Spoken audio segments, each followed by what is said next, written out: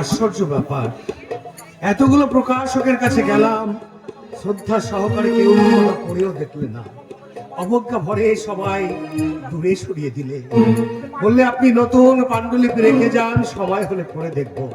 গোটা সংসার জন্য প্রতীক্ষা করছে, গরিবদের কোন রকমে সুযোগ দেওয়া হচ্ছে না।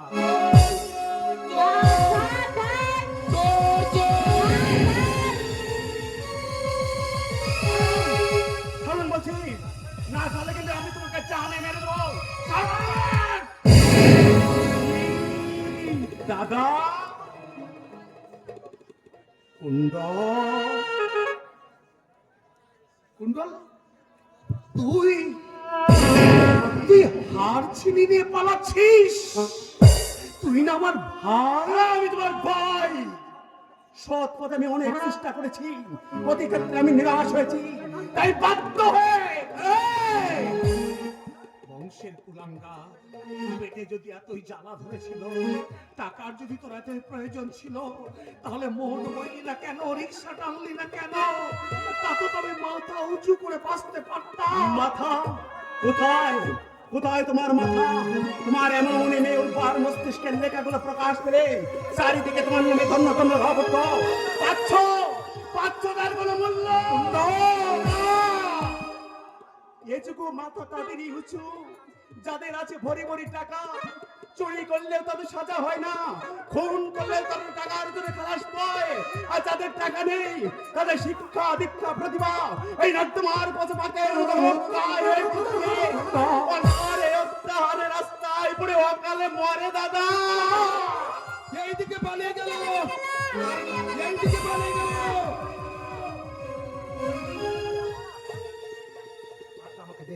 যা, এবার তুই পালিয়ে যা, ধরা পড়লে ওরা তো কাজ তো রাখবে না। যা, পালিয়ে যা। আটটা তুমি আমাকে দাও দাদা, তুই পালিয়ে যা, পালিয়ে যা। আটটা তুমি আমাকে দিয়ে দাও দাদা, বলছি তো তুই পালিয়ে যা। তোমার হাতে হাত দেখলে ওরা তোমাকেই চোর ভাববে। আমার জন্য তোমাকে এত বড় শাস্তি আমি নিতে দেবো না দাদা। কুণ্ডল, বড়দেরই চিরদিন ঝড় ঝঞ্ঝার দাপট সহ্য করতে হয়।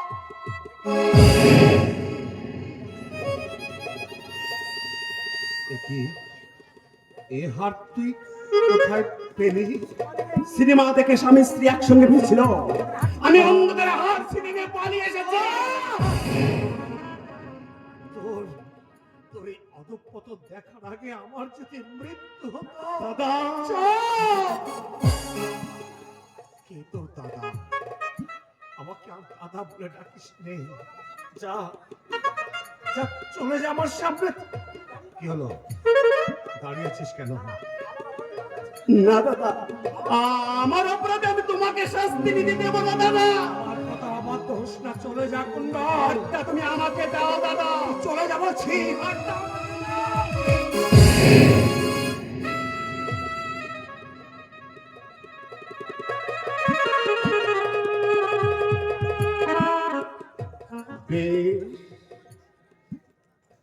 চলেই যাচ্ছি দাদা, তবে তুমি বিশ্বাস করো আমি মানুষের মতো মানুষ হতে চেয়েছিলাম দাদা। আমি মানুষ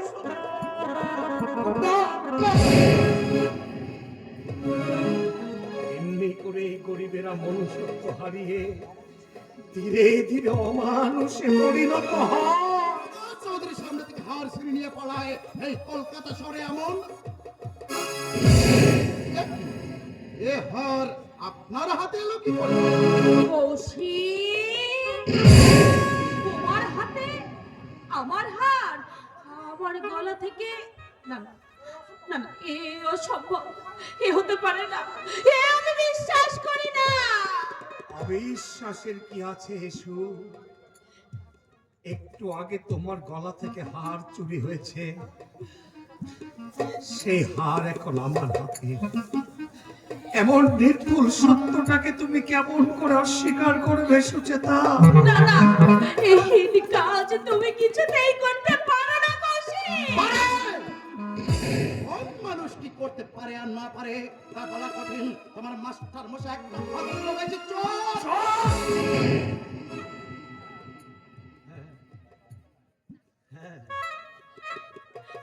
হ্যাঁ, আমি চোর, কৌশিক, আমি চোর। ছি, ছি, ছাত্রীর গলা থেকে হার ছিনে নিয়ে পালাতে তোমার বিবেকে এতটুকু বাঁধলো না? তোমাকে আমি পুলিশে দেব। না না প্রদোষ বাবু না, কৌশিককে আপনি পুলিশে দেবেন না। এত বড় অন্যায়কে প্রশ্রয় দেওয়ার চেষ্টা করো না। কৌশিক কিছুতেই এই কাজ করেনি, করতে পারে না প্রদোষ বাবু। রাতে রাতে ধরা পড়েছে আর বলছো করতে পারে না? কৌশিক চোর না। শতবারে বলবো চোর চোর চোর। আমি চোর, আমি চোর, আমি চোর। প্রতোষ বাবু, আমাকে আপনি থানায় নিয়ে চলুন। কৌশিক, আমাকে ভুলে যেও সুচেতা।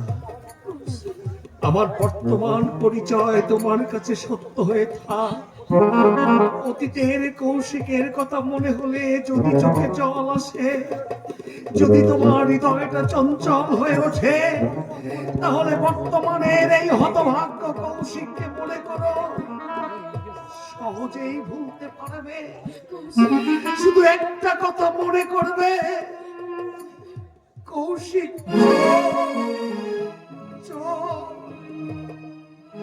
শুধু ওকে মনে কালই খবরের কাগজে বড় বড় অক্ষরে ছাপা হবে, ছাত্রীর গলা থেকে গৃহ শিক্ষকের হার ছিনতাইয়ের মধুর কাহিনী। আর তখন সকলেই জানবে কৌশিক চোর। চলো থানায় চলো। আজ দুজনা দুটি পথ গো, দুটি দিকে গেছে দেখে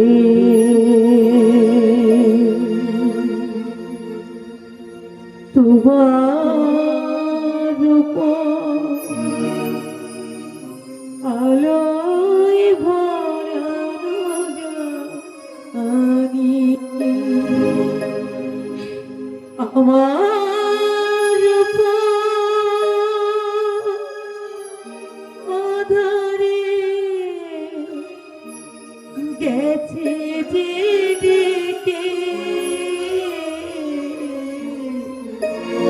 আজ দুজনা দুটি পথ গো, দুটি দিকে গেছে